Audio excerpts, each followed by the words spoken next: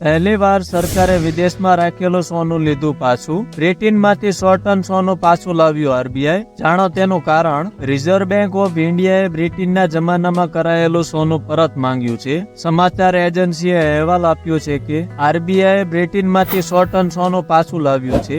વર્ષ 1991માં ભારતીય નાણાકીય કટોકટીના સમયમાં બ્રિટનમાં સોનું ગીરવે મૂક્યું હતું, પરંતુ બાદમાં આરબીઆઈએ તમામ લોન ચૂકવી દીધી હતી। રિઝર્વ બેંક ઓફ ઇન્ડિયાએ વિદેશમાં રાખેલું સોનું પરત માંગ્યું છે। આરબીઆઈ બ્રિટનમાંથી 100 ટન સોનું પાછું લાવ્યું છે। ભારત હવે તેનું મોટા ભાગનું સોનું તેની તિજોરીમાં રાખશે। આરબીઆઈએ કહ્યું છે ભારતના વિદેશી હુંડિયામણનો વિશાળ ભંડાર છે। આરબીઆઈ દ્વારા જાહેર કરવામાં આવેલા આંકડા અનુસાર ગયા નાણાકીય વર્ષ સુધી વિદેશી મુદ્રા ભંડારમાં 822.10 ટન સોનું હતું, તેમજ નાણાકીય વર્ષ 2022-23માં વિદેશી મુદ્રા ભંડારમાં 794.63 ટનથી વધુ સોનું હતું। તમને એ પણ જણાવી દઈએ કે વર્ષ 1991માં સરકારે નાણાકીય કટોકટી દૂર કરવા માટે સોનું ગીરવે રાખ્યું હતું। એ સમયે આરબીઆઈએ બેંક ઓફ ઇન્ડિયા અને બેંક ઓફ જાપાન સાથે 46.91 ટન સોનું ગીરવે મૂક્યું હતું, જેથી તે 400 મિલિયન એકત્રિત કરી શકે।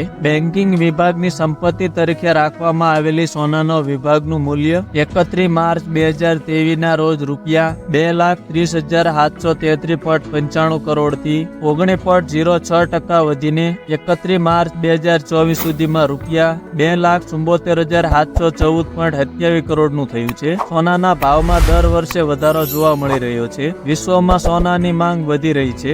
સોનાના ભાવમાં વધારાનું કારણ પશ્ચિમી એશિયામાં લાંબા ગાળાના રાજકીય સંઘર્ષ પણ છે।